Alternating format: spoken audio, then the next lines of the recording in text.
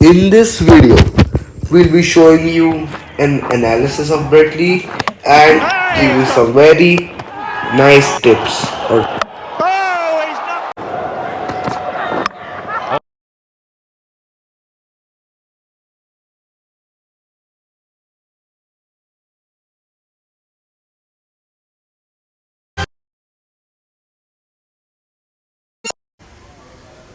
Hi welcome to the cricketing unit. इस video में आज हम देखने वाले हैं कि how can you improve your bowling pace as a bowler and a short analysis in the end to figure out the benefits of the fundamentals.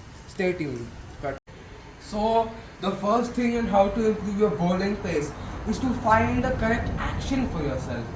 See, so sometimes एक natural action आपके लिए हमेशा ही नहीं काम करेगा.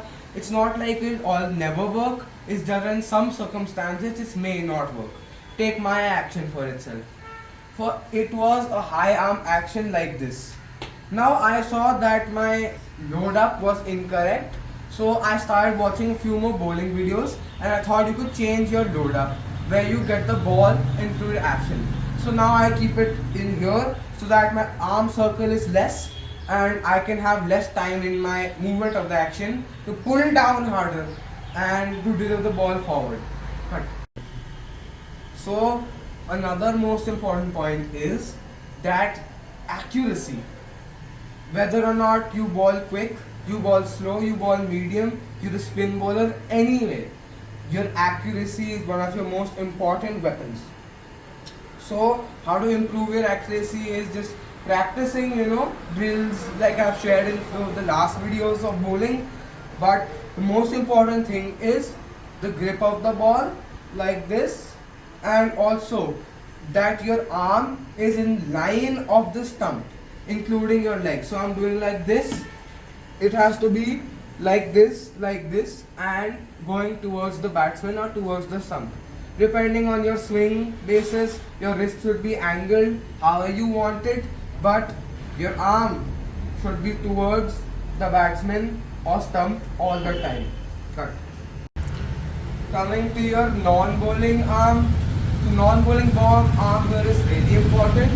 Some people keep the non-bowling arm really loose, like how you can see in maybe Naseem Shah's action. His non-bowling arm is not really synced together, so you have to keep your non-bowling arm synchronized. Like when you are ready to release the ball, you have to create the star position. So your non-bowling arm, your bowling arm, and your legs like this. The last and final point is the jump. See, I'm also trying to figure out how to jump. So now I've cracked the code. Depending on your arm and strong foot, so you start off with your right foot, you jump forward with your right foot, and when you landed on your right foot, you brace it, you put your other foot forward, and you get back into your action. So now I just bowl a few balls with the correct perfect Brett Lee action, which is also my action. We also talk about the synchronization, run up, bowling release point, your action, load up.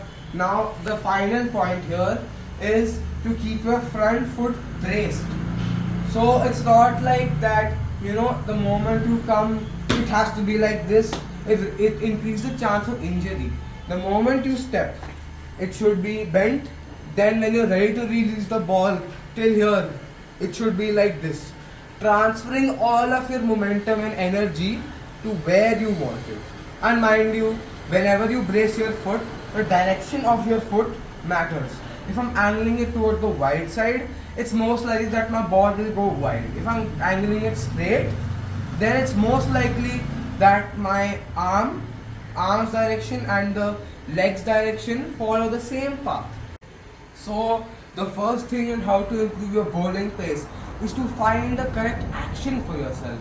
See, so sometimes एक natural action आपके लिए हमेशा ही नहीं काम करेगा. It's not like it all never work. It's there in some circumstances it may not work. Take my action for itself. For it was a high arm action like this. Now I saw that my load up was incorrect, so I started watching a few more bowling videos, and I thought you could change your load up where you get the ball into the action. So now I keep it in here so that my arm circle is less and I can have less time in my movement of the action to pull down harder and to deliver the ball forward. But the third most important thing is your run up. Yes, your run up is where you generate the most amount of momentum. Now we'll actually compare to how a run up can improve your bowling.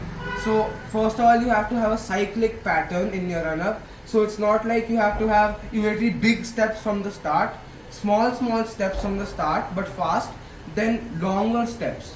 So again, as a tall bowler, my weakness right now is bowling no balls because I have to overstride. So that's not what you have to do, and look at the rhythm of your steps. Cut. So also the fourth most important point, actually all points are important in this. So is your not just your load up, but from when and where do you release the ball from? Not a release point, but your arm circle. So this part of the motion. Some people who are new to cricket don't really know how to bowl, like they do this, they chuck. So you don't have to chuck. And even though it may seem, chucking is the easier and quicker way, it's not. Trust me, in the long run, people will judge you based on your action, and you do not want that.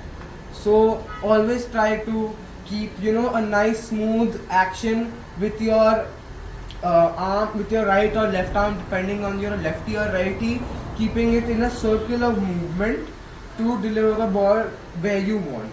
But we also talk about the synchronization, run up, bowling release point, your action, load up. Now the final point here is to keep your front foot braced. So it's not like that, the moment you come, it has to be like this. It increases the chance of injury. The moment you step, it should be bent.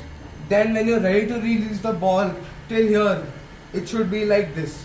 Transferring all of your momentum and energy to where you want it. And mind you, whenever you brace your foot, the direction of your foot matters. If I'm angling it toward the wide side, it's most likely that my ball will go wide. If I'm angling it straight, then it's most likely that my arm's direction and the legs direction follow the same